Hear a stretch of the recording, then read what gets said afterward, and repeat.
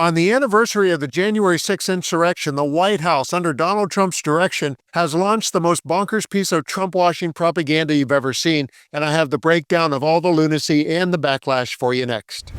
I'm Dan, and welcome to another Occupy Democrats video. To get all of our reports on Trump's ongoing assault on our democracy and on your intelligence, please hit that subscribe button.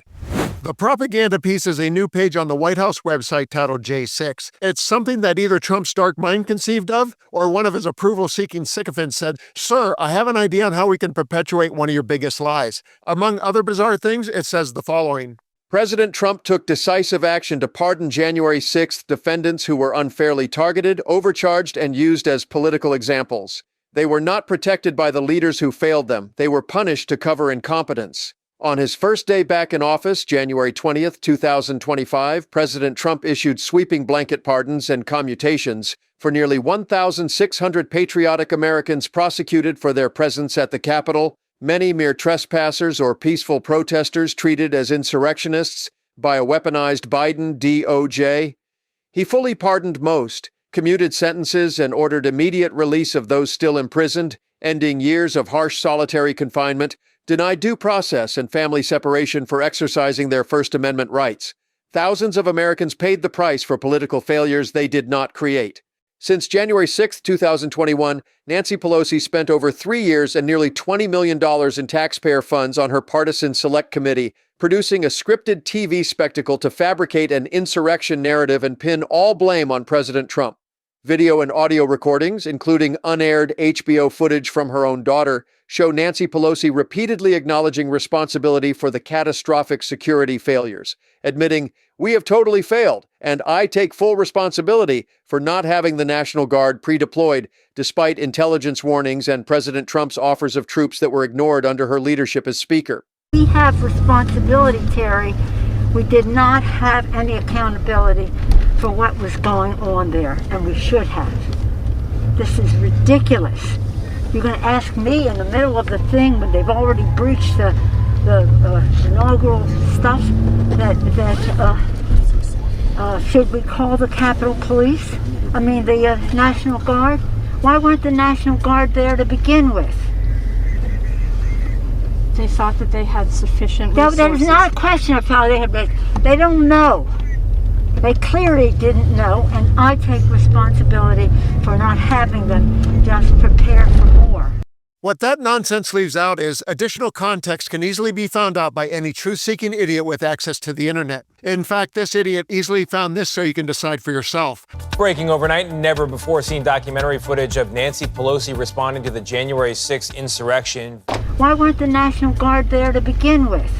Tony, it's quite something. Nancy Pelosi is heard talking about the prompt impeachment of Donald Trump and saying he must pay a price for January 6th. And at one point in the video, she's heard calling him a domestic enemy in the White House and encouraging the invocation of the 25th Amendment to remove him. She's also heard blasting some of the Capitol security officials who'd be out of their jobs hours after the January 6th attack. But all of this puts in context what the House January 6th Select Committee found 2 years ago, that it was Trump who waited 3 hours before urging his supporters who were attacking police to leave that day. So what have the reactions been to this absurdity? Let's just say liar, liar, navy blue baggy pants on fire. Daniel Dale, CNN's fact-checker, described it this way. The White House has created a truly bananas up-is-down fake history webpage about what happened on January 6th and in the 2020 election. Bo Gardner posted, "JFC, look at this shite." The White House revisionist J6 page is now the first pick in Google when you simply search on Jan 6. This is unbelievably disturbing, the classic gaslighting of a totalitarian regime. And Congresswoman Jasmine Crockett put the Trump White House on blast with these words. I mean, my reaction is the same. They live and they always want to write their own narrative. So many times they're actually rewriting history. You know, it is a disgrace to see what this administration has done as it relates to just even the official White House page, right?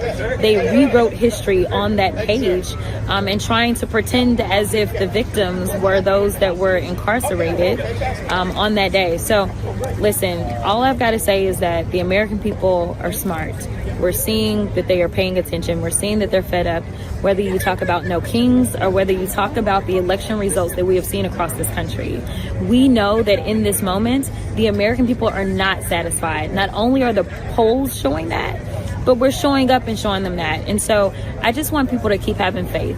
Have faith in the institutions. Have faith that we can go ahead and shore them up, because right now it feels like things are crumbling around us. But at the end of the day, we, the people, make up these institutions.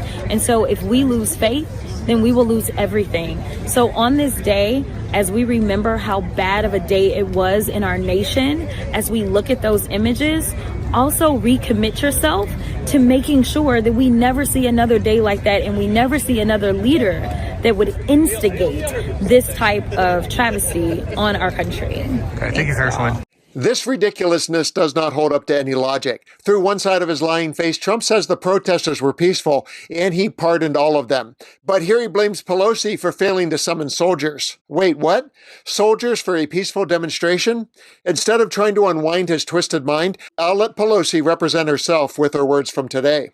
I could never have had the idea that a president of the United States would incite an insurrection on the Capitol of the United States, the symbol of democracy throughout the world, on the Constitution of the United States, which he took, and we all took, an oath to uphold, on the Congress of the United States, who that day had the congressional responsibility to accept the results, to certify the results of the election.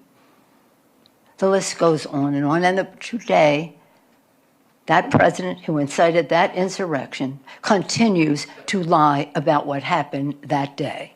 On my way over here, I saw on TV that he was claiming that we did not ask for the National Guard. I thank Representative Hinziger and as well as Elaine Loria for setting the record straight, and other testimony that you've heard here. For over 3 hours, we begged him to send the National Guard.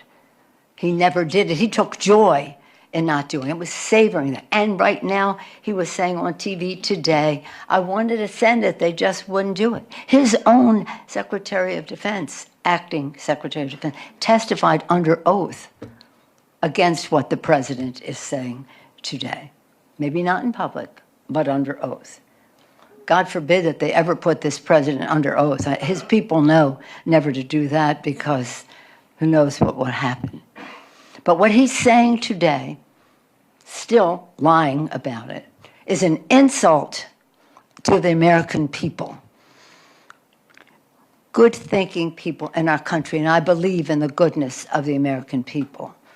Believing in their goodness is what gives us hope that we can move on from this even stronger. His lies that he continues to tell are an insult. The courage of our founders, the beautiful vision they had of this country.